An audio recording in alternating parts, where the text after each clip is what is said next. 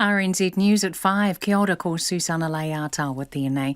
Northland is the worst performing DHB when it comes to the COVID-19 vaccine rollout, falling short of its target by almost 4,000 doses. The ministry has released the latest figures up to Sunday, showing the nationwide program is slightly ahead of schedule, but there is a massive variance between DHBs. Northland is trailing the pack, having administered just 62% of the vaccines that were planned. The Director General of Health, Ashley Bloomfield, says officials are following up. Yes, the team in charge of the program had a conversation with them last week to find out what was happening there, and as we saw yesterday, actually there was a big effort to make sure that the vaccines that were available there were being used. Northland DHB yesterday dropped its age limit for accessing the vaccine, making it available to anyone over 50.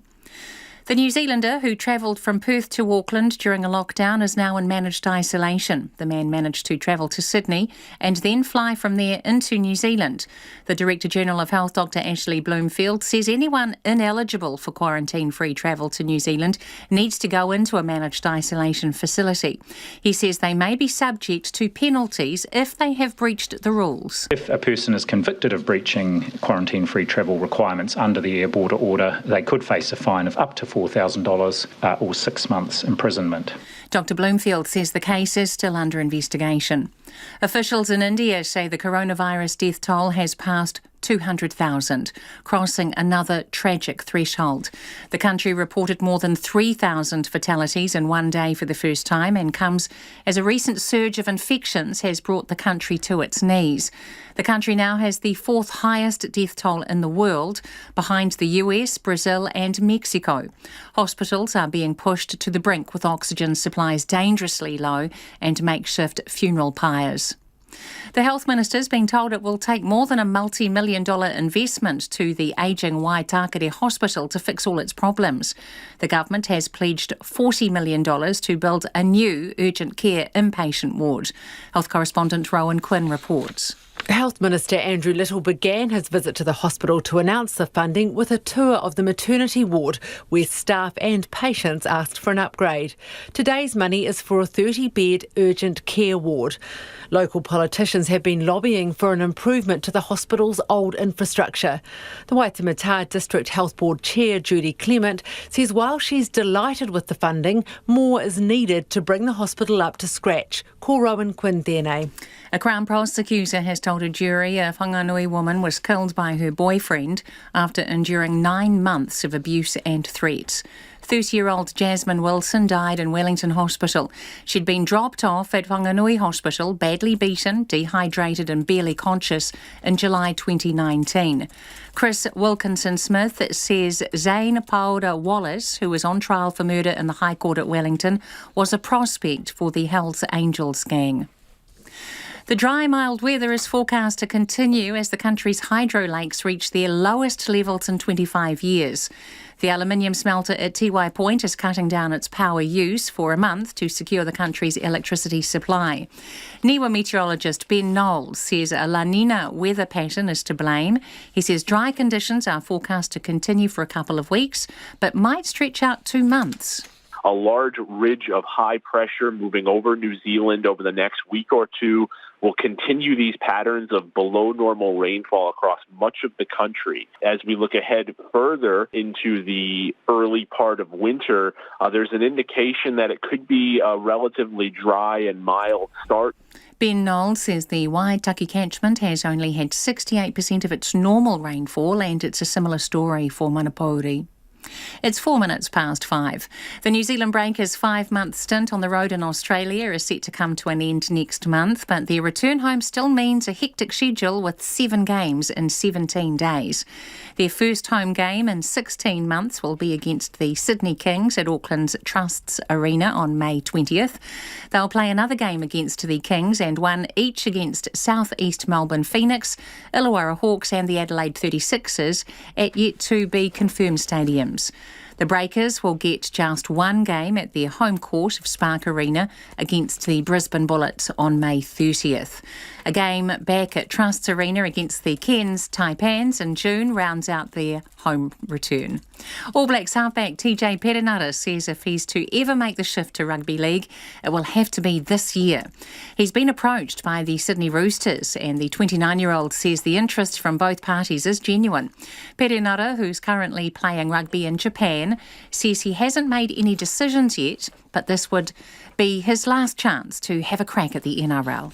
If I don't make a decision to go now or this year, I don't know if I'll do it again. So, committing to New Zealand Rugby and to home and to the Hurricanes will be something that will probably take the league off the table for me in my career, I'd say. Real Madrid and Chelsea have drawn 1-1 in their European Champions League semi-final first leg tie in Madrid. Paris Saint-Germain and Manchester City play in the other semi-final first leg tomorrow. That's the news.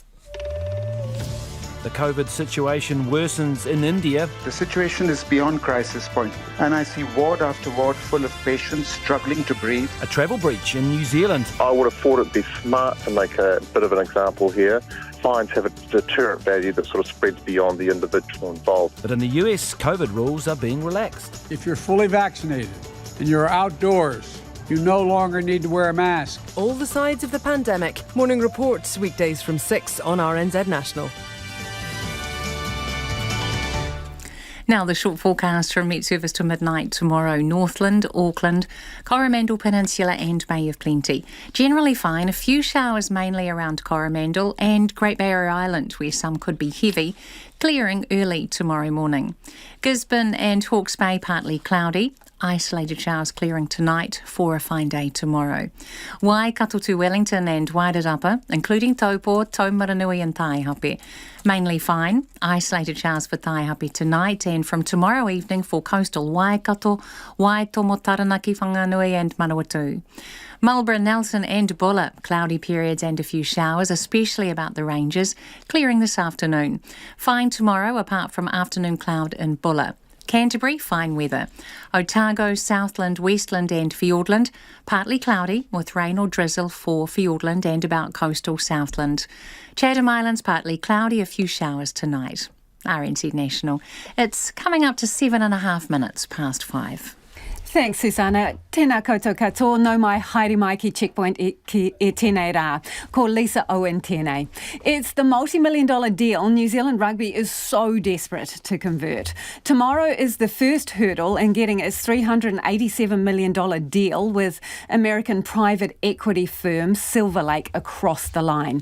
At its AGM, New Zealand Rugby will ask for approval for a deal giving Silver Lake a 12.5% stake in NZR's commercial rights. Our reporter Nick Trubridge spoke to some of the country's smaller rugby unions about what's at stake.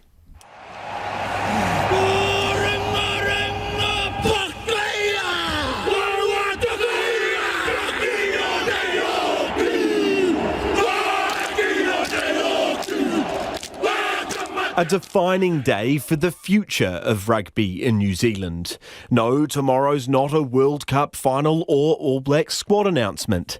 Instead, New Zealand Rugby's AGM will be asked to approve a $387.5 million mega deal that'd see American private equity firm Silver Lake get 12.5% of NZR's commercial rights. But there's still plenty to do before the conversion is successful. The Players Association is yet to grant its approval. Meanwhile, the country's smaller unions are on side. We just see it as a lifeline for the future of provincial rugby, and it will help us secure our future and also be able to fund our clubs and fund grassroots rugby and really grow the game further as we go through the changes of rugby. That's South Canterbury Rugby Union's Chief Executive Craig Calder. He says NZR has dangled a carrot in front of the country's smaller grassroots unions, promising funding for things like debt repayments or building and improving assets. Long-term, Calder says the provincial unions have also been promised access to a legacy fund. And all clubs and all associations can apply for funding for that, for various projects, which can only help, grassroots rugby. Some provincial unions around the country have reported plummeting participation levels in what is supposed to be New Zealand's favourite game. West Coast Rugby Union Chief Executive Mike Connors says times are tough in his patch, so the union is pinning its hopes on the Silver Lake deal improving its fortunes. Small provinces like us have taken a bit of a battering over the years with economic decisions concerning most of our assets, and also with COVID last year. So it's had a massive effect. Union bosses spoken to by Checkpoint were coy when it came to what specifically they stood to gain from a financial standpoint. But Mike Connors says for unions like his, the deal is about their long-term survival. The provincial unions need it to keep the game going in the small communities of New Zealand. That's coming from a heartland situation, and any support we can get, we'll gratefully receive. The New Zealand Rugby Players Association boss, Rob Nicol, wouldn't comment when approached by Checkpoint this afternoon, but he did say mediation with NZR has been put on hold so the parties can reconnect with their stakeholders.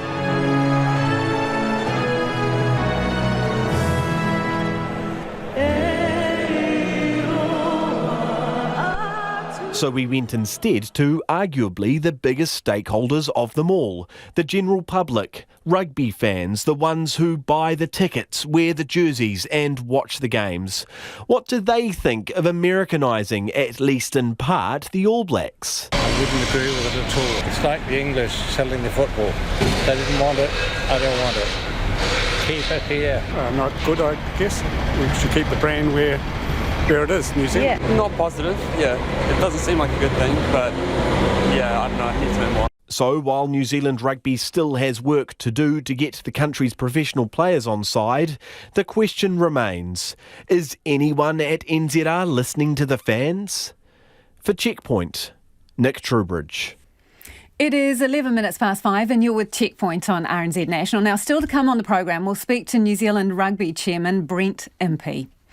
New Zealand's biggest energy consumer has agreed to reduce usage as the hydro lakes reach their lowest levels in 25 years.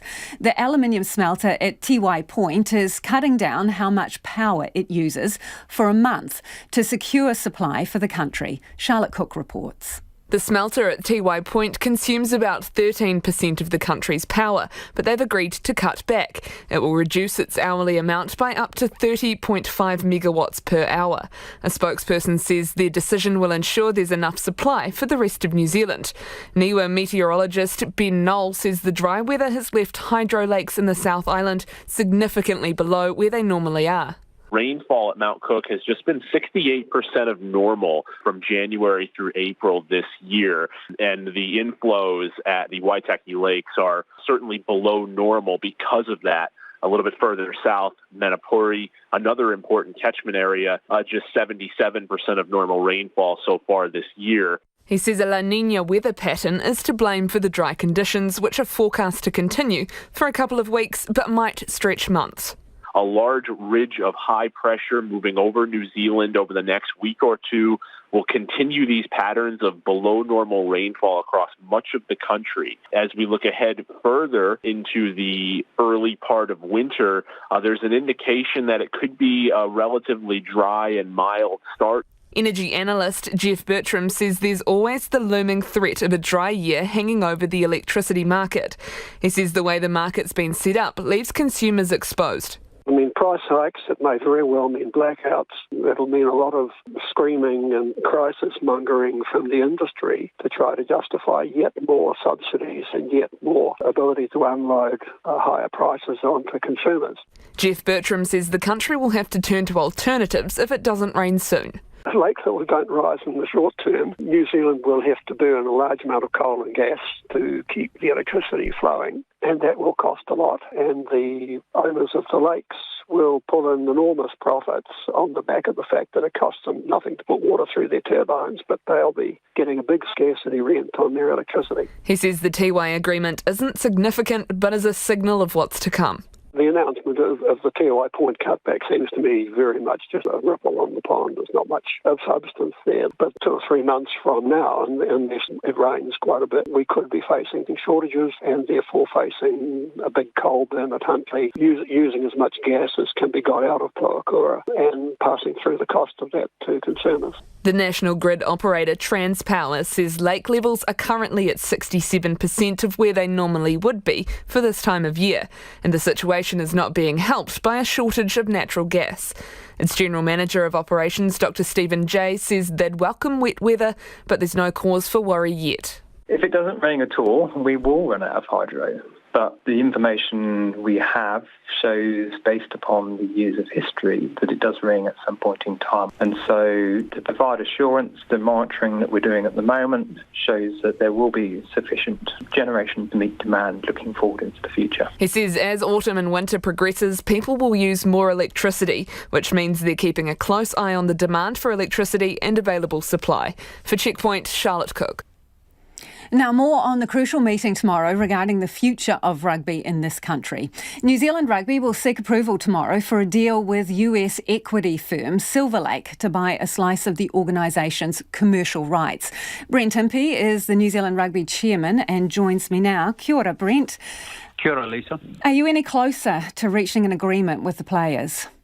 No, not for the players. We're very hopeful of receiving the support of our provincial unions tomorrow around the transformational opportunity that we have for rugby. But as far as the players are concerned, that we've all both agreed to go back to our stakeholder groups. We'll reconvene at some point after this week, but no deal with the players. Why not? Well, we're at different ends of the spectrum. New Zealand Rugby needs to do this transaction. It's transformational for the whole game, not just the professional players, but there are 158,000 community players, amateurs, etc. And what we need to do is to create a legacy for all of rugby to be able to move forward. Our concern with the players' proposal is that it fails to achieve that primary objective, which is transformational change for all of rugby. So what are the major sticking points besides that?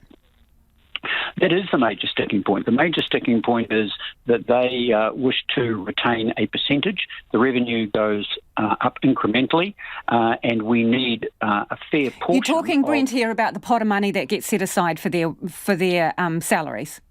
Yes. The money itself is not the issue. What the issue is how the money is calculated, because as money comes in as a result of the Silver Lake transaction, I said it transforms, it'll go into a legacy fund for the benefit of the whole game. And the issue here is how much goes into the legacy fund and how much goes via the Players Association. So are the players being too greedy, Brent? That's your word, greedy. No, it's a question. My word is that I think they are failing to realise what is a significant opportunity, and it's disappointing. What does that mean, failing to realise a significant opportunity? What, that they'll get paid less or have access to a smaller percentage of what they normally get? They won't get paid less. They'll end up getting paid more. The issue but it will be a smaller percentage, won't it, Brent? It would be a smaller percentage, but it'll be more money. Because but why shouldn't they keep the same percentage? Why shouldn't they keep the same percentage? Because if the whole idea about bringing Silver Lake in is to raise revenues, why shouldn't they benefit at the same level from that raising of the revenue? The answer to that, Lisa, is that the percentage is a calculation as a result of everything else that goes in it. It's never been a fixed percentage since 1995. It's changed every time there's been a collective negotiated. So what it is the percentage itself becomes artificial. It's called player-generated revenue. What we're talking about in the terms of money is that Silver Lake's not paying us a percentage, it's paying us money. And when money comes in, it then has to be allocated according to the needs and the resources. So our argument is firmly this, is that yes, money has to go to the professional game. Yes, we want to pay our professional players more, but more importantly, all of the mums and dads out there, the need for clubs, schools, teenagers, Maori, Pacifica, women, whatever it is, that we fail to have sufficient resources to be able to solve the problems we have. So what do you say to those players who are resisting this deal? I believe that the players need to look at this deal. It is an absolute no-brainer, this deal. It is one of the largest private equity deals in sport in the history of sport. And as I said to the players on a Zoom call on Thursday night, if this deal doesn't proceed because of the stance taken by the Players Association, it'll be the biggest own goal in the history of New Zealand sport. And I believe that. How would you describe the tone of that Zoom call? The purpose of the Zoom call was for the Players Association to put up an alternative proposal. It was severely questioned and scrutinised by a number of our board members who believed that the proposal that they put up, which was for 5% instead of 12%, also that the... So was it heated, Brent? Just a minute. Was it heated? No, it wasn't heated. It was strongly scrutinised and challenged. So I wouldn't call it heated. I would say it was questioned, and to my mind, it showed up that the proposal that had been put forward was fundamentally flawed. So did everyone keep their cool during that Zoom call? Yes. Okay. So the provincial unions, they're all on board, right? Well, we hope so. That vote is tomorrow, and all indications. But as you understand it, yeah. Yes, as I understand it, it will be close to unanimous support, if not unanimous support. Okay, so what promises have been made to them? If the deal goes through, what chunk of the cash do they get? So they get, when the money first starts to flow, there will be money paid out to the provincial unions, the Bunnings NPC teams and the Heartland unions, and also that they will receive via, as the legacy fund grows, the opportunity to be able to apply, depending on, look at it like an endowment fund, to be able to apply to that fund to fund particular programs. So how many millions goes into all of that? We believe that it won't take that long, 2 or 3 years, for that fund to build up to close to 200 million. While that figure sounds a lot, you have to remember that the New Zealand Rugby cash reserves got hammered as a result of COVID, and so we need to build those up again so that if there's another COVID or similar, the entity can continue to perform. But above that, the Legacy Fund is there exclusively to provide money to go into programs for the community game. Okay, so I just want to talk about some of the players' concerns, right? The haka, the silver fern, the All Blacks jersey. Will New Zealand Rugby retain complete control of them? Can you ring-fence that in this deal and remain in control of those brands and that, cultural taonga? Answer, yes. In a word, all completely sorted with Silver Lake, not a problem. So what does completely sorted mean? That they have nothing to do with those things I've just raised? Correct. New Zealand Rugby retains all controls over anything related to the game, even the number of tests that the All Blacks play. What this is about is the sale of commercial rights, which equals broadcasting, sponsorship, merchandising, ticketing matches, licensing, etc. Just slightly losing you on the cell phone there, Brent, if you could just sort of shuffle. Did you say that you retain control over the number of games the All Blacks will play? Yes.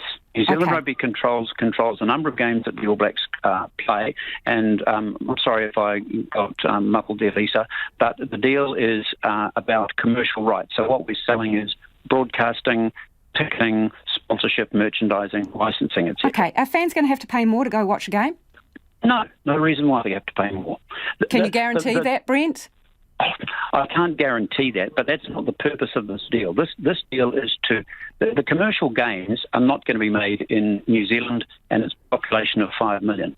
The big opportunity here is the use of New Zealand Rugby, its brands and the All Blacks offshore, and we know that is the opportunities that we just have not been able to realise because we haven't had the capability or the money. So it will not have any effect really on how New Zealanders consume the game, other than that if they're in the community, they will reap the benefit.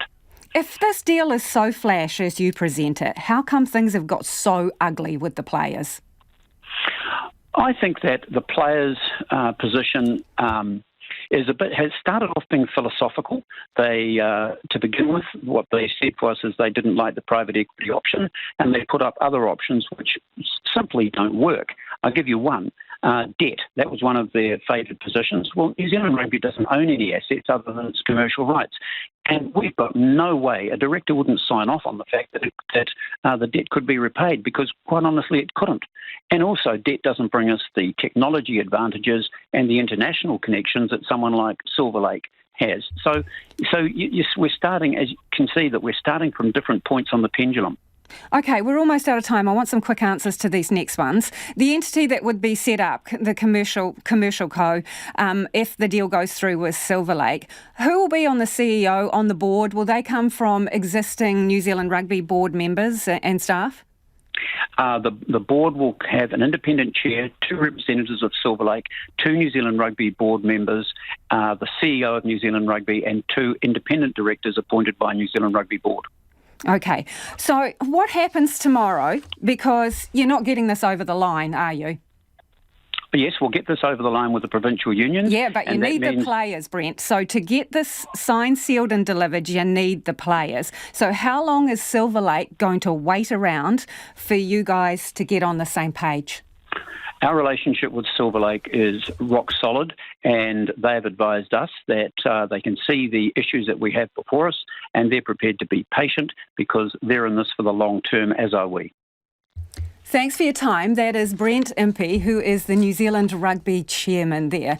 Homai o whakaaro. We'd love your feedback on that one. You can text us on 2101, tweet us at Checkpoint RNZ or email checkpoint@rnz.co.nz. Should we be selling a share of the commercial rights in New Zealand Rugby to a US-owned equity firm, and why or why not? Do get in touch. Officials in India say the death toll has surpassed 200,000, the 4th highest official number of COVID-19 deaths. But there's growing evidence the government figures aren't showing the full extent of the fatalities. Official statistics only include deaths in hospital, with reports from burial and crematoria sites suggesting the true figure could be twice as high. Doctors and nurses are exhausted by the sheer numbers and the lack of medical equipment. And there's growing anger from relatives of people who've died, with reports of doctors being attacked. The BBC's Davina Gupta is in Delhi.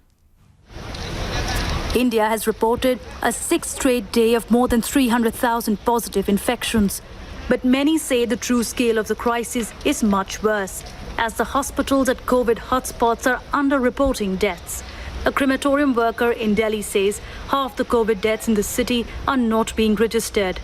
50% of deaths are not registered by the government as COVID-19.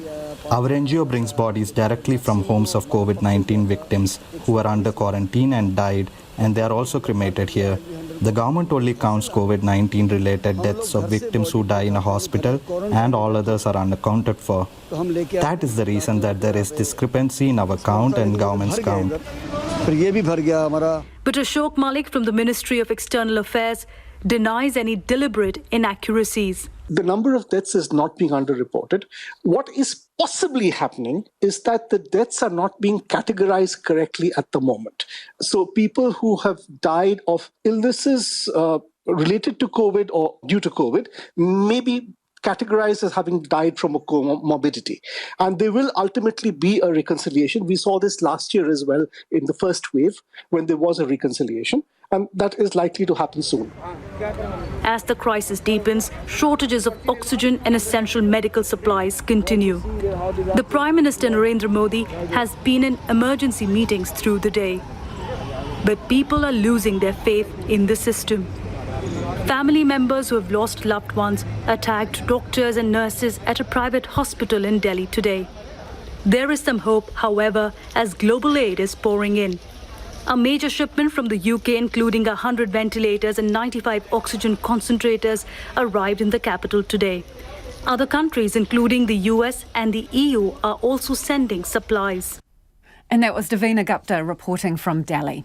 The man who managed to travel from Perth to Auckland during a lockdown faces a hefty fine or even jail time. The man managed to slip out of Perth while it was in lockdown to get to Sydney and then travelled on to Auckland and eventually Northland. A journey that may now carry some heavy costs. Kate Gregan reports. It could be cough up or lock up. If a person is convicted of breaching quarantine-free travel requirements under the air border order, they could face a fine of up to $4,000 or 6 months imprisonment. The Director General of Health outlined the consequences the traveller will face if convicted.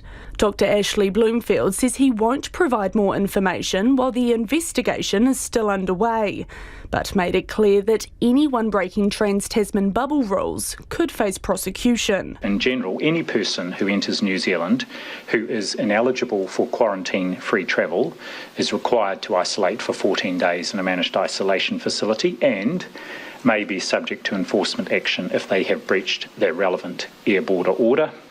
In this case, there are a number of questions still to be answered about what has happened. We are gathering all the facts and answers to those questions, and the facts that are gathered will inform any next steps regarding penalties that may apply. The man, a New Zealand citizen, travelled from Perth to Auckland via Sydney on Monday. Dr Bloomfield says while the man poses a low health risk, he doesn't want to be in a situation where the actions of one person put the bubble at risk. Our overall COVID-19 response relies on accurate and complete information from people and people fully complying with all the measures that have been put in place by both Australia and New Zealand. Meanwhile, Immigration New Zealand manager Peter Elms says people must comply with the rules. Let's be honest here, that we're a week into quarantine-free travel, so there's bound to be things that we need to improve and lessons that we can learn.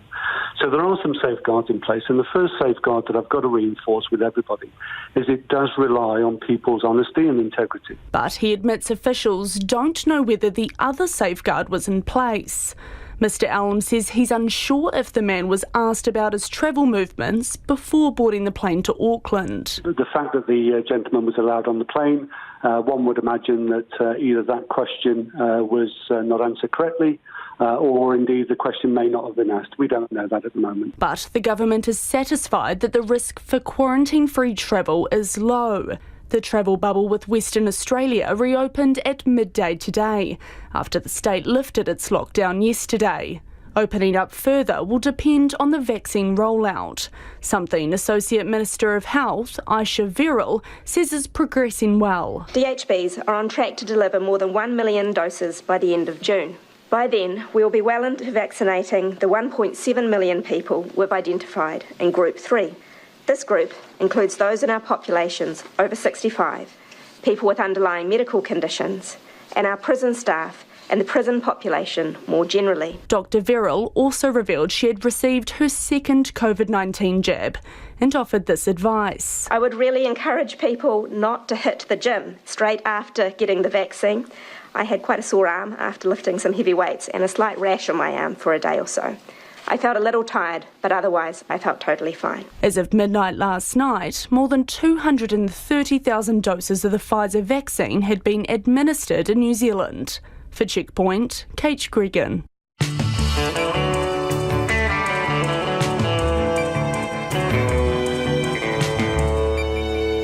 And coming up on Checkpoint on RNZ National, dodgy cell service aside, we still got your message at Checkpoint loud and clear. You are sick of patchy mobile coverage. So we put in a call to one of the big telcos. The question is, did we manage to connect? And our reporter Ben Strang talks to Ben Strang and Ben Strang. More on that later. Homai o whakaaro, love to hear your feedback on anything you've heard on the program this evening. You can text us on 2101, tweet us at Checkpoint RNZ, or you could always flick us an email. The address is checkpoint@rnz.co.nz. Time for the headlines now with Susanna. Northland is the worst performing DHB when it comes to the COVID-19 vaccine rollout, falling short of its target by almost 4,000 doses. The ministry has released the latest figures up to Sunday, showing the nationwide program is slightly ahead of schedule, but there is a massive variance between DHBs. The man who travelled from Perth to Auckland during a snap lockdown could face a fine of up to $4,000, a 6 months or 6 months imprisonment. The Director General of Health says he won't provide more details about the case as it was still under investigation. But anyone breaking Trans-Tasman bubble rules could face prosecution. The man is now in managed isolation. As India continues to be crushed by a second coronavirus wave, its government is considering bringing in lockdowns for 150 of the worst-hit districts. A ferocious second wave of infections has taken the daily number of COVID-19 deaths to more than 200,000. The Crown says the 11-year jail term given to a man convicted of trafficking and slavery is manifestly inadequate.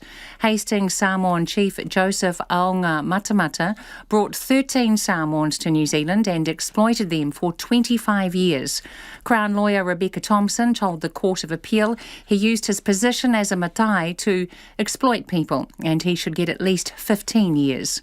The Waitamata DHB Chair Judy McGregor says she's grateful for the government's pledge to upgrade Waitakere's Cinderella-ish hospital, but more is needed. The government has promised $40 million to build a new urgent care ward at the hospital, with work to start by the end of next year.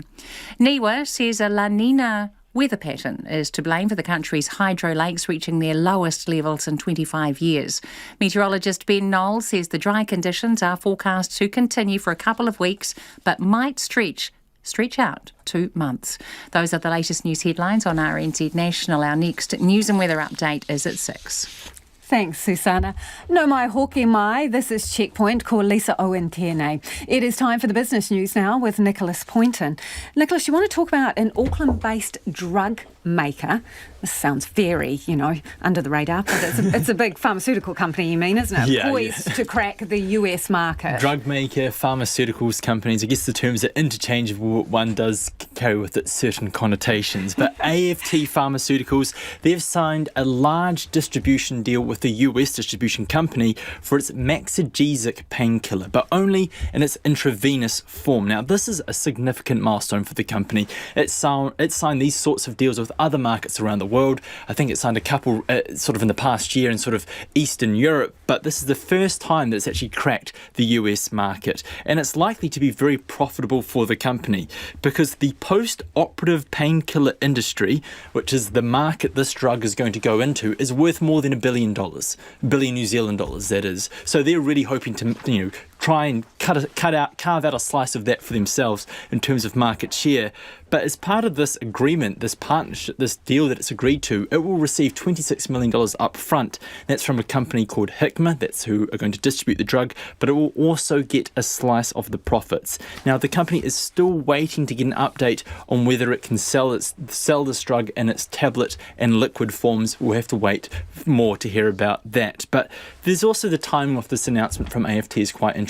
If they had gotten this deal completed in March, which is before the conclusion of its financial year, it really would have bolstered its full-year result. But it hadn't. It struggled to get it done in that time due to various delays, and that saw the company actually have to revise down its full-year earnings guidance. So for investors who are maybe looking at this company, when you look at its full-year result, that's one thing to maybe keep in mind. But on the back of this announcement, the market responded very favourably. The company's share price is up 12% to $4.50 a share. Okay, you've talked about this next story before, which is about Apple's clampdown on data gathering, but the Privacy Commissioner has weighed in on this and said what? Well, the Privacy Commissioner was actually listening to our story about the Harvard Business Review, this report into sort of customer experience, what people want, and he really wanted to talk about the privacy side of things. And one of the things we spoke about was Apple and the sort of shake-up we might be witnessing in the global tech, and sort of the big global tech companies. And as some people may be aware that Apple has released this software update or is in the process of doing so, and it really puts the power and the control of its customers, of its mobile customers, to sort of choose how they want their data to be used. And how it works is, let's say you download this update, you go and open up an app on your phone, let's say the Facebook app, and the phone will ask you, do you want to share your data with this company? And the reason why I mentioned Facebook is that they have been really unhappy about this. So unhappy unhappy, in fact, is that they've taken out several large ads in newspapers across America saying that this is going to hurt small businesses. It is worth mentioning that Facebook has built its global social media empire really on learning about you and I and other people as much as possible and then selling personalised ads to us. But they say that this move from Apple will hurt small businesses that rely on sort of collecting information to sell their products. But the Privacy Commissioner, he thinks that argument is a nonsense. He says that if your business model relies on being secretive about the information you sort of glean from your customers, that is not a sustainable business model. Customers have already signalled an intent that they want their online experience when they deal with businesses online. They want to know that their data is being protected. They want businesses to be transparent about how it will be used. They want to know what is being collected. And in that regard, the Privacy Commissioner thinks firms that continue to do this, their time may be up. You know, in the long term, it will not work out well for them. He suggests that more businesses should maybe follow Apple's lead. But it is worth mentioning that Apple does stand to gain from this move, because a lot of the free-to-download apps from the App Store, they rely on advertising to make money. But this is likely to inhibit that, so they're going to have to charge people to download their apps. And Apple takes a clip of the ticket for each purchase from the App Store. So, you know, they're likely to win in this regard. OK, let's whiz around the markets before you head off. Yeah, the NZX is up 26 points to 12,646. The dollar is at 72.1 US cents and 93.1 Australian. Ngā mihi mō te rā. Thanks, Nicholas. That was Nicholas Poynton with Business. From midnight tonight, new rules are in place for people travelling from high-risk, very high-risk countries. New Zealand permanent residents in India, Pakistan, Brazil and Papua New Guinea now have to spend at least 14 days in another country before they can fly here.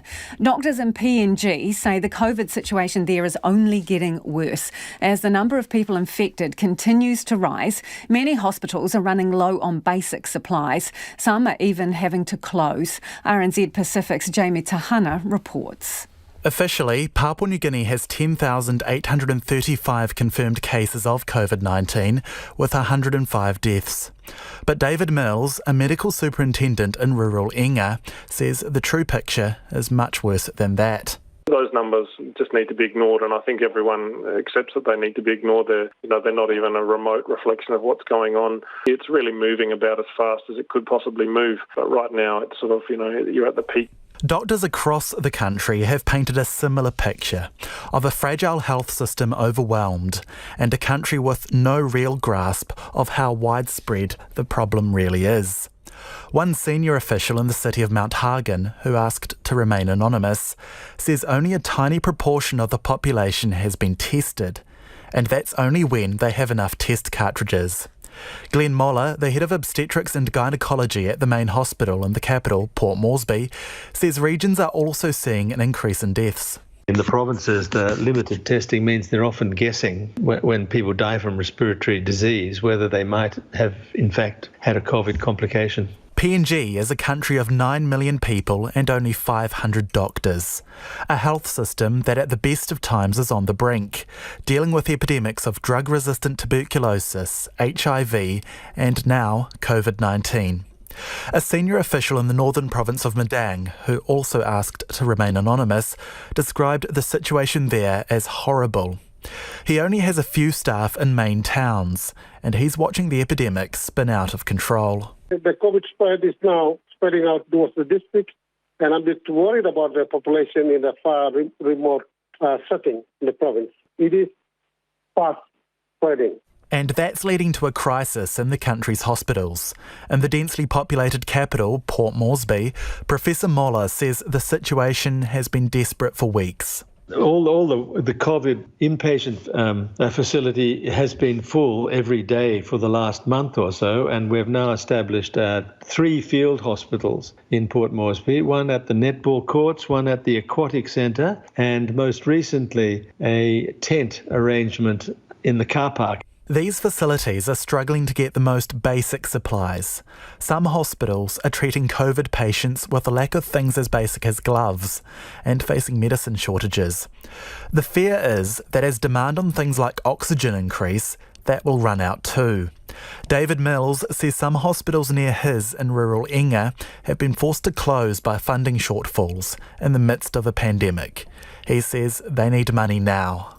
Even the most basic things are really proving a problem. Simple things like just bandages or tape. We had to, use some of our very scarce resources to buy some tape from Australia the other day because there's just none to be had. Glenn Moller says it's the same in Port Moresby. Well, it's a different thing every day. Some days we run out of this antibiotic or the other antibiotic. Sometimes we're short of this kind of IV fluid or the other kind of IV fluid. Sometimes we're short of gloves. The government, while not responding to RNZ's requests for comment, has acknowledged strains. The Prime Minister and Incident Controller have been urging the public to heed public health advice. And this week, the vaccine rollout is beginning, starting with frontline workers. But the fear is that things are only going to keep getting worse before they get better. For Checkpoint, ko Jamie Tahana aho. Well, a lot of you have been getting in touch about our earlier interview with the chairman of New Zealand Rugby, Brent Impey, and this is over the Silver Lake deal that's going to their AGM meeting tomorrow. They would be looking to buy 12.5% of the commercial rights to New Zealand Rugby. Most of you, it's fair to say, who have got in touch are opposed to it. This listener says any so-called foreign investment in New Zealand is just a euphemism for selling out for the profit of the rich. Definitely no to selling any percentage of New Zealand Rugby to the Americans, this person says. Selling New Zealand, selling our trademark rugby, selling our silver fern, selling our haka. No, definitely no. And that was in all caps. This person says, why do they not offer the 12.5% stake to the people of New Zealand, the fans and the supporters? Patrick's got in touch to say, sell your assets, lose control. We never learn. Why didn't they all take a haircut? At least we can control our own destiny. It's our game that they stole and pay ridiculous money to a very select few. A couple of people in favour. This listener says, re the All Blacks and the Silver Lake deal. Absolutely, we should be selling this deal. It capitalises the AB brand at $3 to $4 billion and $400 million for just 12.5% sell down. A no-brainer commercial equation, they say. The players are well out of their depth and should be pushed to the side. They are not in the same league here. Thanks for your feedback. Do keep it coming. Text us 2101. Imagine small-town provincial New Zealand where meth is as freely available as coffee and family violence and manslaughter are part and parcel of everyday life. That's the context the lawyer for the man accused of murdering Whanganui woman, Jasmine Wilson, has asked the jury to judge his client on. Ms Wilson died after she was dropped off at Whanganui Hospital in July 2019, badly beaten, dehydrated and barely conscious. Emma Hatton was at the High Court in Wellington, and a warning, some aspects of her report are distressing. 30 years old with two young sons, Jasmine Wilson rekindled a relationship with Zane Aotearoa Wallace in October 2018. The relationship, described as intense and violent, lasted for 9 months, ending when Ms Wilson succumbed to her injuries in Wellington Hospital on August the 2nd, 2019. Those injuries were inflicted by Mr Wallace, that fact not disputed by his lawyer, Jamie Waugh. No one's here saying he's an innocent man. Someone's dead. Is he guilty of murder or is he guilty of manslaughter? Mr Waugh told the jury that's the decision they need to make, and if they listened to the evidence presented, they would make the right call. If you honour your oath, you will not find any evidence to make you sure that Zane knew the assault was likely to cause death or consciously ran the risk that death would result. Quite simply, you'll be left with a reasonable doubt. He told the jury in order to give Mr Wallace a fair trial, they should set aside emotion, prejudice and bias and make a decision through the context of a world they would likely find distressing. You'll see in this trial into a world of young men and young women in small town provincial New Zealand, real people, a world in which they live where methamphetamine is like coffee, where love and violence and jealousy and domestic violence all go hand in hand. The Crown prosecutor, Chris Wilkinson-Smith, told the jury they would hear phone calls between Ms Wilson and Mr Wallace, which gave an insight into their relationship and the way Mr Wallace spoke to Ms Wilson. He summarised them in his opening statement. Then the following day, he's calling again. He tells her on the 18th of February he's going to kick her head in. He tells her he's not joking, and when I get out, I'm going to kill you. I'm not a nice guy. The jury heard some of the roughly 13 hours worth of calls later in the day. Mr Wilkinson-Smith also described how Zane Wallace did nothing to help her after his final attack. Doesn't call an ambulance, doesn't try and get the attention of the neighbours, doesn't mention it to anybody by texting anybody. Ms Wilson was belatedly taken to hospital by Zane Wallace's father, who came around to see his son on the morning of July 31st. The trial is expected to take up to 6 weeks, with about 100 witnesses set to testify. From the High Court in Wellington, ko Emma Hatton-Aho. It is 11 minutes to 6. I'm Lisa Owen and you're with Checkpoint on RNZ National. Hey, muriaki e ngā pitapita kōrero after the news at 6. Even through scratchy reception up and down the country, we heard you. More on the challenge so many of you are facing just to get a humble phone call through. Hypocritical and a distraction, that's how some Maori health leaders have described National Leader Judith Collins' comments that a Maori Health Authority is separatist. Her party want to scrap it, saying the healthcare system shouldn't be determined by race. It's been met with dismay from Maori GPs and providers who say the current system is already separatist because Maori are getting subpar care. Miriana Johnson has more. National Party leader Judith Collins says Māori as a race don't need the health system more than any other ethnicity. There is nothing in being Māori that is intrinsically makes anyone more in need in the health system. And we could also say the same about Pacifica. We could also say the same about diabetes and particularly Indian New Zealanders. It is important that we have solutions that work in communities, but they will not be based on someone's ethnicity. It can't be. Prominent Māori GP Dr Rawiri Jansen agrees with Collins to an extent. There's nothing intrinsically being Māori that should give us the kind of differential health outcomes we've got.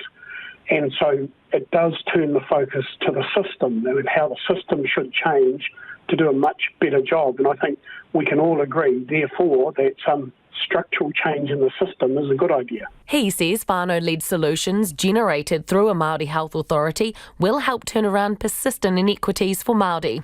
And on the topic of separatism, he says that's already happening. We've actually had separate health systems. So we've had a health system which has delivered really badly for Māori. We've got a separate system already. So, that's, I think, a distraction, to be honest. The evidence is clear. On average, Māori die 7 years earlier than non-Māori. Ms Collins' response is to say it's a result of things like poverty or high smoking rates, which affect people of all ethnicities. Te Puna Ora Mātātua Chief Executive Chris Tooley says that position ignores New Zealand's colonial past. Judith doesn't get the point. Māori have suffered through a colonial context and systematic injustices, and smoking or alcohol or any kind of addictions is just a response to having to experience that kind of trauma. He says the value of a Maori Health Authority is that it will enable providers, such as his own in the Bay of Plenty, to get more funding, which currently receive a slither of the DHB budget. And they can engage with more Māori than mainstream health services. He says when they were operating COVID mobile units last year, they found 30% of whānau were not already enrolled with the GP or even on the radar of the DHB. Mr Tooley also points out that the National Party has in its time overseen the establishment of Māori-led and designed entities. It's hypocritical of Judith to come up with this position, especially when she was in a government that oversaw the establishment of whānau order. In a statement, Ms Collins says whānau order provides assistance to families in whānau in times of need, regardless of ethnicity, and it does not have the power to veto other government services. That's one of the party's concerns about the proposed power of the Maori Health Authority, which will be able to veto decisions made by the single new DHB, Health NZ, when it's up and running. She says the party is not opposed to targeted solutions, but they are opposed to a segregated health system. Mō te hōtaka o te aiahi nei, ko Miriana Johnson, DNA. There are growing calls for the Indian Premier League cricket tournament to be called off as the country battles a fierce wave of COVID. Players from around the world, including 10 from New Zealand, are taking part in the big money sporting event. But some have returned home, saying the country's efforts and attention need to be focused on the unfolding crisis. The BBC's Nigel Adderley reports. It's not nice, to be honest, watching from afar, certainly considering how lucky we are to be in a bubble and not be affected by it very much. Owen Morgan, the captain of England's World Cup winners, articulates the view of many players currently involved in the Indian Premier League. But as the number of daily cases in the country reached yet another new record of over 352,000 on Monday, he was helping his team, the Kolkata Knight Riders, to victory. Matches are being played behind closed doors and teams are regularly tested and subject to strict protocols. But the amount of medical care around the players at a time like this doesn't sit well with cricket journalist Shadra Ogra. It's literally like there is a tone deafness to what is happening outside. These are people, they get tested every 2 days. There's a shortage of ambulances, but there's an ambulance outside every ground. On Wednesday, they're going to have a match in Delhi, which is under curfew because of this enormous crisis that is there. But they've gone on and they said, we're not going to move it. They had an option to move it. They had alternatives, they had standbys, but they chose not to. The current television deal for the IPL is around $2.5 billion, and thousands of people rely on the competition for employment. But the sight of cricket rolling into Delhi later this week, at a time when the city's hospitals have an acute lack of beds and oxygen, will only accentuate the debate about whether sport should be played in such an environment. Nigel Adderley reporting there. New Zealand's best teenage rugby players got together this month to play in the Super Rugby Aotearoa under-20 competition in Taupō. But it was a battle within the battle which had people talking. Hurricanes hooker Ben Strang came face-to-face with his younger cousin, Chiefs halfback and namesake, Ben Strang. Naturally, we asked our reporter, our very own Ben Strang, to get to the bottom of the story. Hey, it's Ben Strang here from RNZ. Hey, it's Ben Strang here from the Hurricanes under-20s. And this is Ben Strang from the Chiefs under-20s. Strang is not a common surname. It isn't Smith or Brown or Singh. It barely merits a mention in your local phone book. And so usually, as a Strang, you go about your business being the one and only, or so you think, especially in a small country like New Zealand. But as the saying goes, things come in threes. There are now a pair of Ben Strangs making strides in rugby in New Zealand, and they're thriving on the fact they're doing it at the same time. It's pretty cool, to be honest. Like, you don't really think about it, you're kind of focusing on the rugby, but it's pretty fun, pretty cool opportunity to play cousins with the same name. That's Ben Strang, the Hurricanes under-20s hooker who hails from Whanganui. The 19-year-old is highly regarded in Manawatu, where he is a contracted player with the Turbos NPC team, and comes with some impressive pedigree, having played with the New Zealand schoolboys team. A product of Whanganui Collegiate, Ben Strang was one of the few players in the Super Rugby under-20 competition to come from a heartland region and not one of the big cities. I'll be honest, it's pretty challenging coming from a small area like Whanganui, but at the same time it's pretty cool. Certainly one of my drivers to kind of make it out of a small town. It's pretty cool, and I love Whanganui and all the support they've given me, so it's a huge part of my drive. But at the same time, it's a real challenge. It was while playing for Collegiate that Ben Strang of the Hurricanes region got his first chance to play against his younger cousin from Chiefs country. Ben Strang, the Chiefs under-20s halfback, was one of the youngest players in the Super Rugby Aotearoa under-20 competition this year, having only left St Paul's Collegiate in Hamilton last year. He says the clashes with his cousin have become family gatherings. It's sort of the only time we get to catch up with that side of the families at the rugby games and that. So it's nice for everyone to sort of see each other again, and no, it's cool. He says the move into the Chiefs under-20 setup came as something of a surprise given his young age.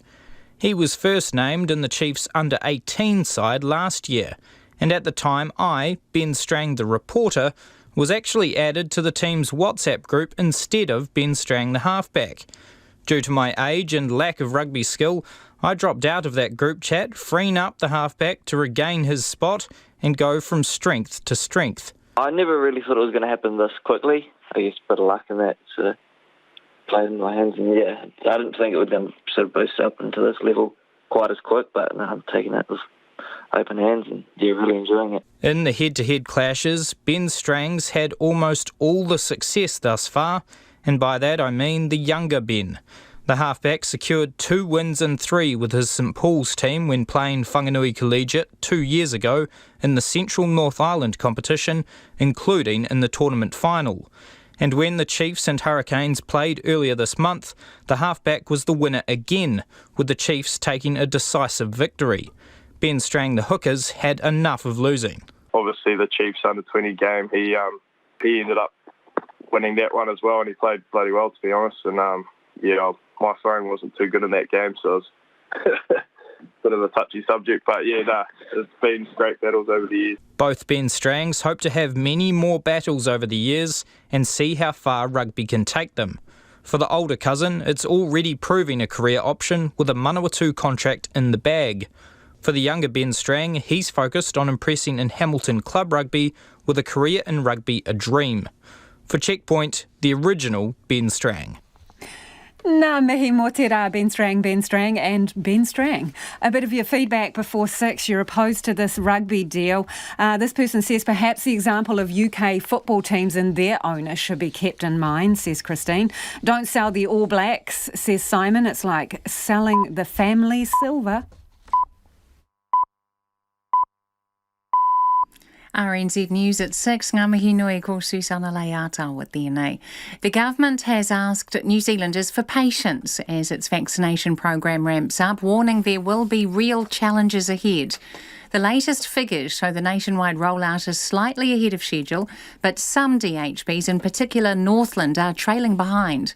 The Associate Health Minister Aisha Verrill says DHBs are on track to deliver more than 1 million doses by the end of June, but she says it won't be easy. Rolling out a vaccination program of this magnitude is an enormous undertaking, and it's complex. To achieve our aim of having everyone vaccinated by the end of the year, we do need New Zealanders to work with us, and in some cases, to be patient. As of yesterday, more than 232,000 doses of the Pfizer vaccine have been administered nationwide. As India continues to be crushed by a second coronavirus wave, its government is considering bringing in lockdowns for 150 of the worst-hit districts. The daily number of coronavirus deaths has, for the first time, exceeded 3,000.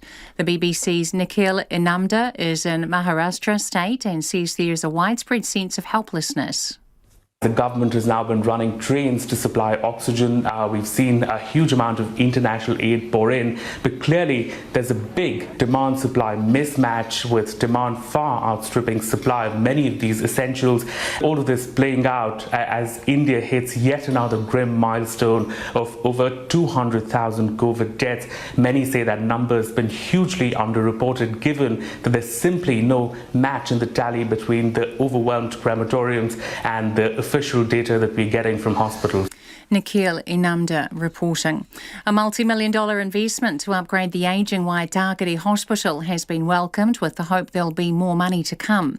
The government has pledged $40 million to build a new 30-bed urgent care inpatient ward.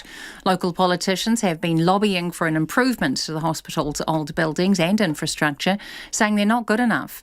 The Waitemata District Health Board Chair Judy Clement says while she's delighted with the funding, more is needed to bring the hospital up to scratch. The National Party has been warned by the Electoral Commission for failing to declare a donation on time. Any donation of over $30,000 must be declared to the Commission within 10 working days of it being received. Here's political reporter Katie Scotcher. National received a $35,000 donation from businessman Garth Barfoot, and it should have been filed after the election in November last year. But the party didn't declare the money until the 31st of March. The Electoral Commission says it has written to the National Party to reinforce the importance of the rules. Since 2011, there have been 11 instances of parties declaring donations over $30,000 late, including this one. Te whare parimata ko Katie Scott Churaho. The dry, mild weather is forecast to continue as the country's hydro lakes reach their lowest levels in 25 years.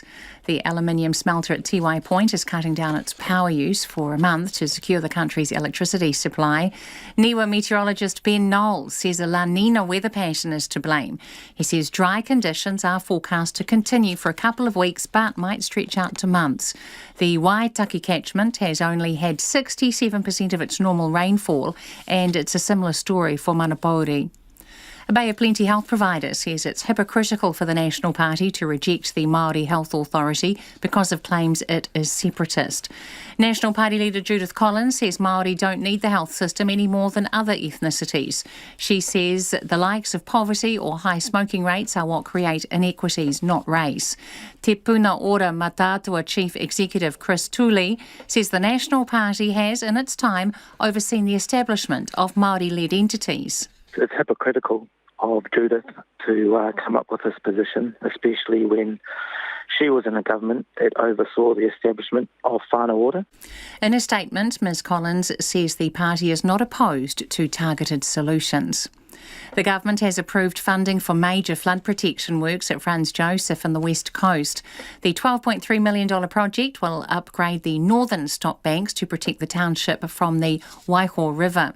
The government will chip in just over $9 million, with the rest covered by local councils. Westland Mayor Bruce Smith is pleased with the funding, despite the previous Labour-led coalition earmarking $24 million for the work.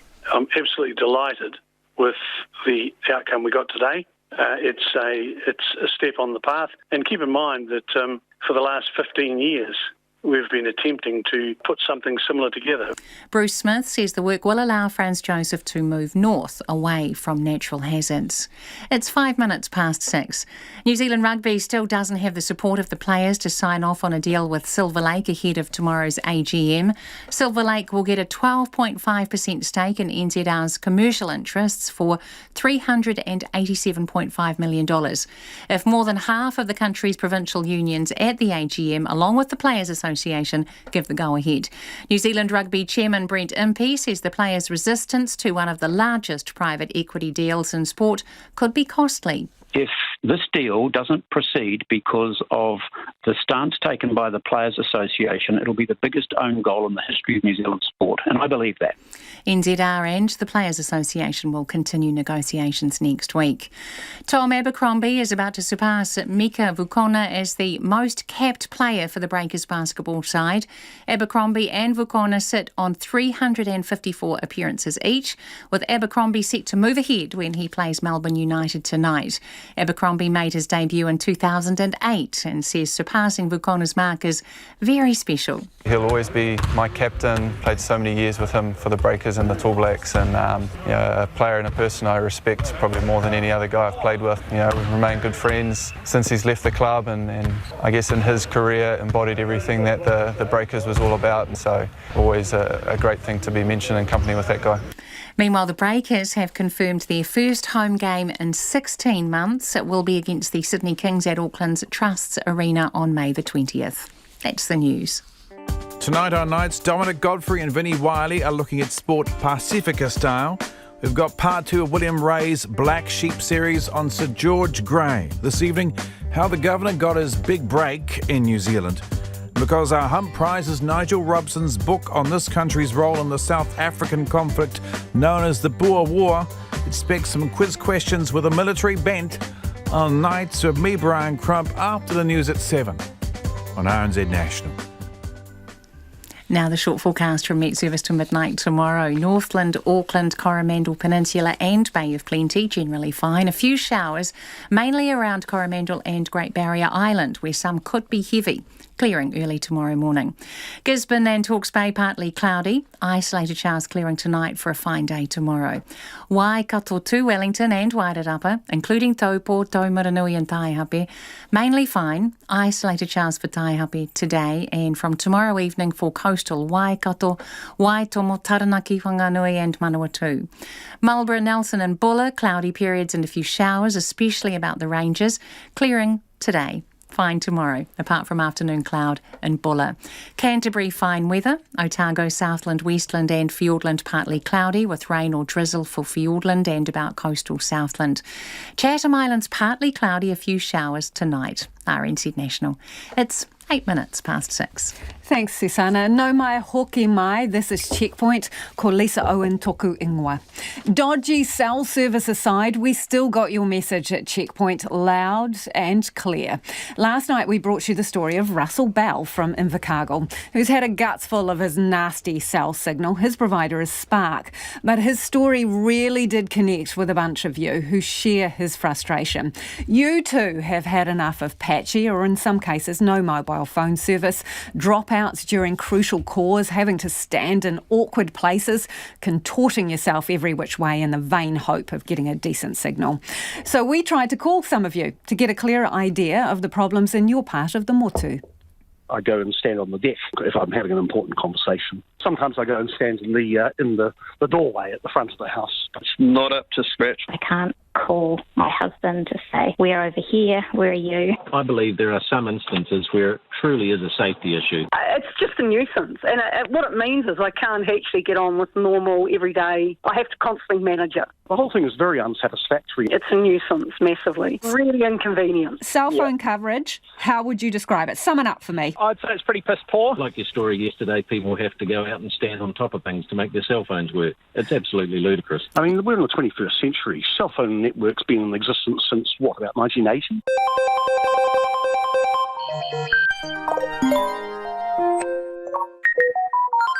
G'day, Lisa. I can't have a conversation with anyone for more than a minute or so without being told, oh, you're fading out, when I sit in my favourite chair in my house. Well, that just simply will not do. Is the problem only at the favourite chair spot, or does it extend beyond that? No, it's in different places around the house. Suddenly, somebody says to me, I didn't hear any of that. It's just simply that nothing gets through. Hi, Lisa. My name's Steve Wilkins. I'm up in the glorious Northland. We have terrible problems with our cell phone reception. What? Explain to me. Up until Christmas, we were going quite well. And then after Christmas, it's just got worse and worse and worse, especially the signal going out. We're still hearing the phone calls coming in. But my wife is an independent midwife, and the calls are really important to her. Crucial communications. Any explanation whatsoever from the current provider, Spark? No, it's just at the end of a tether with it, and it'll be a chat with Vodafone. It's Jules Angus Burney, and I'm Masterton based. Okay, so Masterton, what's the cell phone coverage like there? Well, I'm 4 kilometres out of town at Homebush, and I don't use my phone for internet or phone calls when I'm home because it just isn't reliable, and I actually fall off. Like, I just constantly get calls falling off. I can't call my sister because there's no reliability that I'm going to get through a conversation with her. I can't do personal calls, and because I work as a lawyer, I often need to take professional calls at all hours of the day, and I just can't do that. I have to go down the end of the drive by the main road, or I have to go into town, or I say to people, I'll call you, I work after hours, so that I can get calls made rather than making them from home. That sounds like a fun time in the pouring rain and a dark night, going to the end of the driveway to take a phone call. It's massively inconvenient.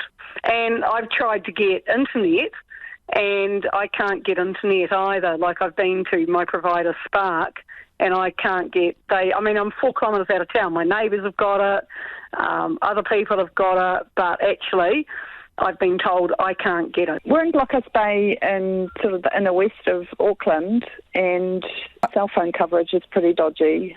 So we're just used to it now. We just pick up the phone and go outside and talk. But we work from home, so it's a little bit of a problem. We just assumed it was just something we have to put up with. So we never really...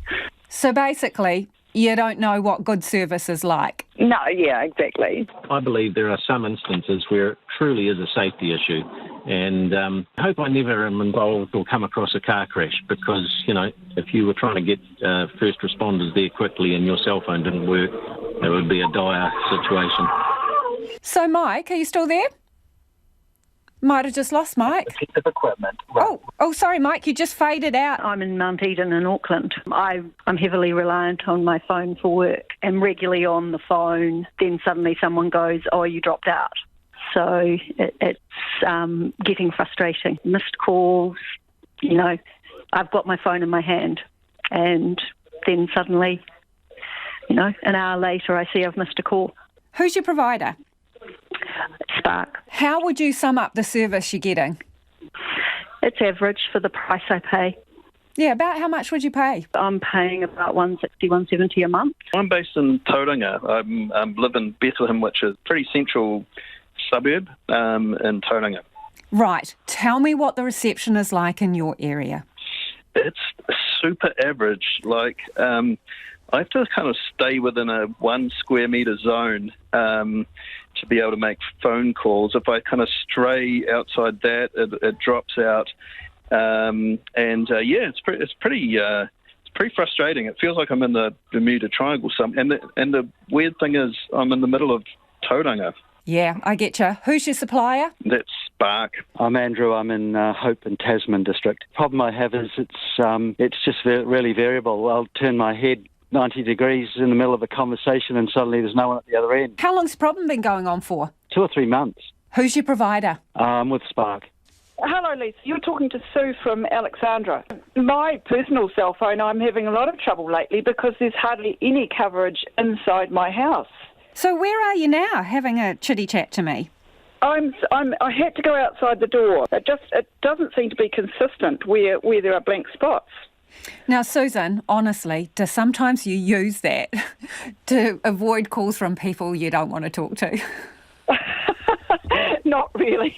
2 things. Either A, have the technology set up so every time we get a drop call, then they rebate or discount to us a certain amount of money so they start losing money. That way they'll start to run at a loss and then they'll do something about it. Either that or put up more towers or do something on their frequency to make sure that by selling more smartphones and more communication, they need to have the telco side to handle the workload that we put to the towers. Yeah, so they need better infrastructure is what you're saying, yep. Definitely, 100%. I'm Sue and I'm in Napier on Bluff Hill. Tell me about the reception on Bluff Hill, Sue. Well, in my house, I have about 2 or 3 places that I can sit and talk. And it's really annoying because it fades in and out. I get 2 bars if I'm lucky. I'm with Vodafone, and I've been with Vodafone New Zealand all my really working life, and so I have gone into my local Vodafone shop in Te Amuru, and his answer was that with more people going onto smartphones, there's a lot more usage now, and the towers can't handle it. And what he said to me is that as the load comes onto the towers, the tower drops the calls that are more frequency is not as strong, and so it can cater for the strong frequency. So that's why you get bumped off, is because the towers cannot handle the workload. And when you were having that chat, did they mention whether you get a discount for having crappy service? That's a joke, isn't it? Very frustrating. There's only specific areas that you can actually get Vodafone or Spark. I have 2 phones, so one I have a work one that's with Spark and a personal one that's with Vodafone. So if I can't get it on one, I try the other. Basically, there is no coverage at the school, so most of the parents don't use Vodafone in the area because they can't get any coverage, and so therefore people tend to use other cell phone providers. So your service provider at the moment is? Vodafone. So that was just a sample of the many of you who are experiencing problems. Of all the telcos we asked to come on and explain why so many of you have poor cell service, Vodafone was the only one that said yes. Here's spokesperson Nikki Preston. New Zealand is a long, thin, sparsely populated country that really has lots of hills, and it's quite challenging from an infrastructure perspective. So We are actually investing at Vodafone hundreds of millions of dollars into our network. Last year we saw data use increase a lot with COVID-19, more people working from home, needing their phones and internet to connect. So we're putting a lot of money into filling in some of these gaps. So is it that more people are piling on to the infrastructure and it can't cope with the volume and demand? Exactly. Like each year, people use more data, and more data needs more capacity. Just like a road, you put more cars on a road, it gets busier, and you have traffic jams. You need to build bigger roads or put people on public transport. So that's just the same as internet infrastructure. We need to look at how we can sort of divert the cars or the internet traffic in a different way, or build bigger pipes.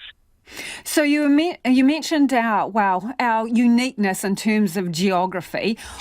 How much of it is difficult geography and how much of it is demand on infrastructure? A bit of both, really. Our cities and people are moving out to regional centres, so they're pretty well covered in terms of cell phone and internet coverage. Obviously, there's gaps, but we're filling them in and we're building new infrastructure. So we're trying to make sure that it's the best experience possible for our customers.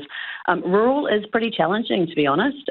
We have very few people in lots of different areas. So we're working to get 99% 4G coverage across New Zealand in terms of the population covered by the end of 2023, but it's just going to take us a bit of time to get there. So what do you consider rural? Because here's the thing, of the people who've got in touch, they're from all sorts of places. Makara near Wellington, Masterton, Old West Coast Road near Christchurch, Mount Eden, Waimalku, Alexandra, Cromwell, Napier. They're not complaining from the end of the universe. They're actually pretty urban areas and they've still got major issues. A great point. And actually, we're building 800 or upgrading 800 cell sites across the next 2 to 3 years. And those 800 are in urban and regional areas. So it's the parts of New Zealand that you just referenced. But we're also working with the Rural Connectivity Group, which is a joint program with all three mobile operators to build cell sites in rural New Zealand. So Vodafone will take care of the urban and regional parts of New Zealand, and we're working with partners in the parts of New Zealand, rural areas where it's just too costly and expensive for us to build our own infrastructure, because it can cost anywhere between sort of $250,000 to $1 million to build one single cell site. So it's expensive. It just takes us time to do it. So have you got your forecasting wrong here then, in terms of demand? Not at all. We're continually investing in more cell sites. We've been seeing data use increase by about 30% each year. COVID tipped it on its head. Digital acceleration really ramped up, and so it went up by 56%. So, definitely COVID was an unexpected event, and it has meant that things have been sort of propelled a bit forward. We think we're going to get there. It just takes us a bit of time to fill in some of those more challenging areas. It also can be, even if you're in a city, if you're in a gully, or you could be behind some really big trees, or sometimes mobile reception is a bit worse inside a building, sort of in a mall, for example. So there's lots of different solutions we have to look at to make sure that people get a great experience wherever they are. So one of the questions we've had today from customer is, why do customers have to pay a full bill for a part service? I didn't say that they're getting a part service. We think we offer a pretty great service. They do. They say if they're having critical calls, right, and there's often dead zones, if they have to stand on a rock to get a text out, or there's black spots and it's only on the deck or at the end of the driveway in the pitch black and the pouring rain, they can guarantee a signal. Why should they have to pay the full bill for a part service? Trying to do everything we can to make sure people get as good a service as we can in every part of New Zealand. But the reality is there's always going to be a few patches just because of the challenging terrain that we're dealing with. So we're investing hundreds of millions of dollars. So should they get a discount, Nikki? Well, should people be paying more because they've been using 50% more data on their phones in urban areas? We're not charging more when people use more. So the argument sort of could work in the reverse. But if they sign up with a plan that says they've got unlimited calls or unlimited data and they can't make calls and stuff keeps cutting out, well, should they have to pay full price? Should they get a discount? Fair question. It's a fair fair question, but we need the money to invest into increasing more coverage, and so that's really what we're asking our customers to do, is to stay with us, bear with us, and all the mobile operators are facing the same challenge. But what we'd really appreciate is a bit of a flag on where their coverage is bad, because we can crowdsource as much as we want and look at our network and do all of our planning. But if our customers reach out to us and let us know where there's particular problems, then we can put that on our roadmap. Okay, Nikki, what number should they text to let you know exactly where the black spots and the dead zones are?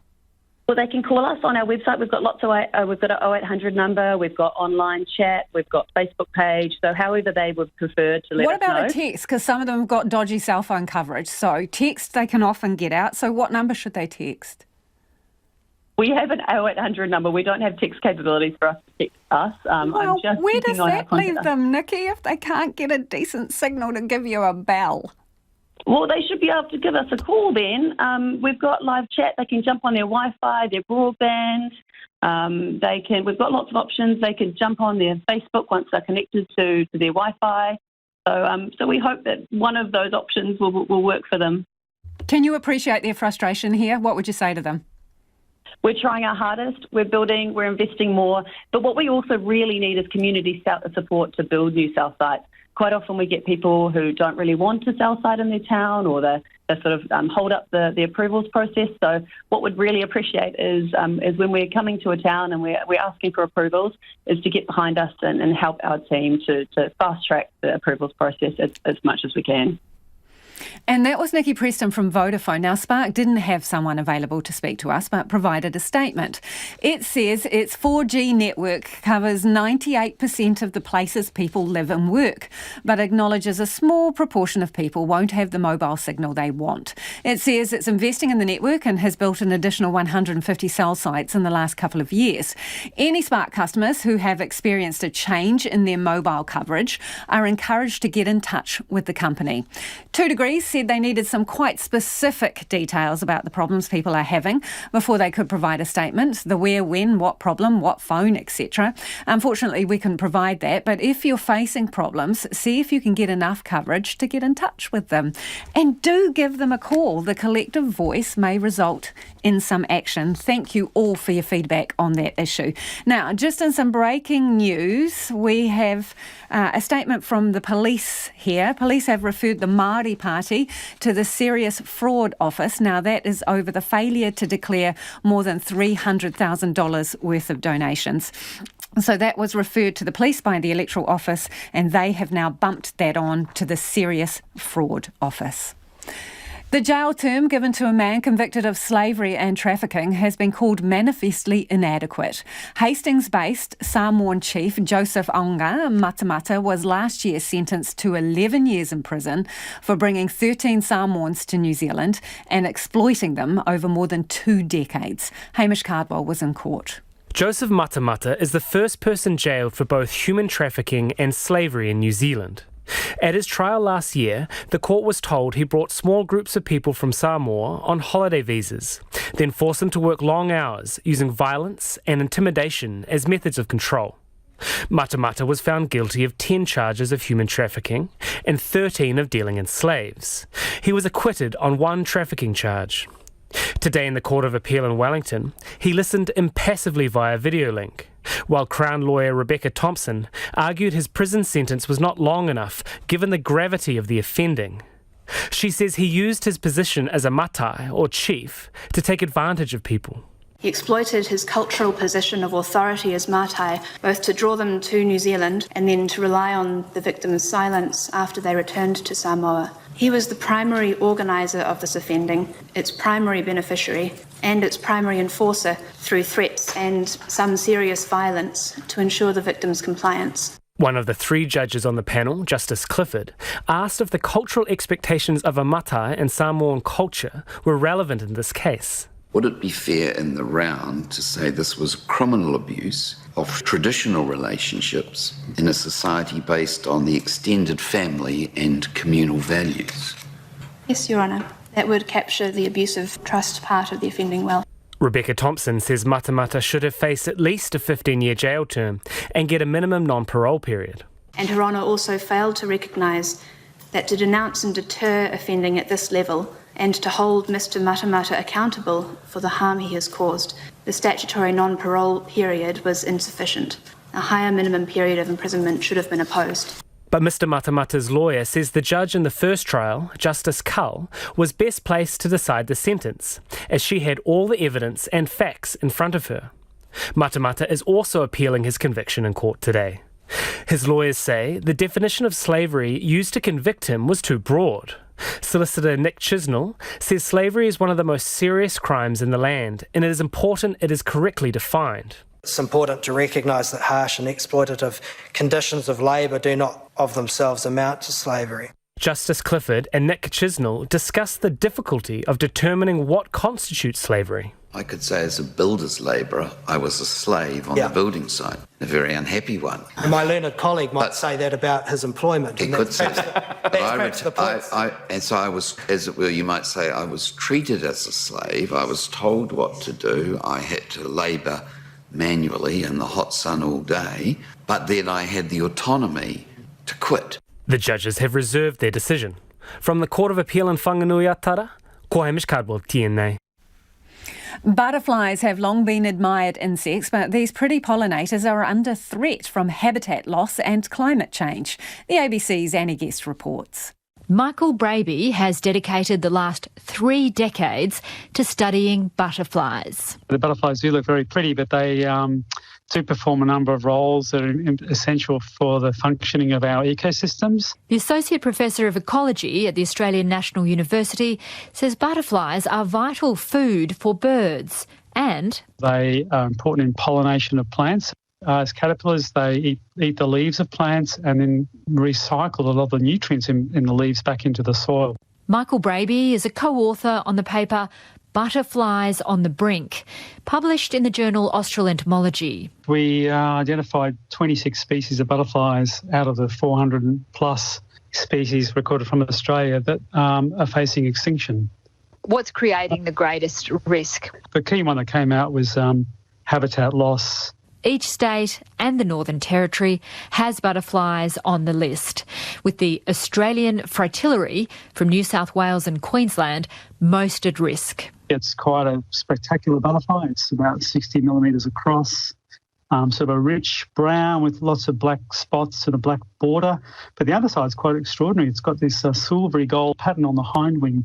And that's a butterfly that really hasn't been seen much for the last 20 years. Only 10 of the 26 butterflies identified are listed for protection under Australian law. And that report was from the ABC's Annie Guest. All we've got time for tonight. We'll catch you again tomorrow. RNZ News headlines at 6:30. The police have referred the Maori Party to the Serious Fraud Office after it failed to declare more than $300,000 of donations on time.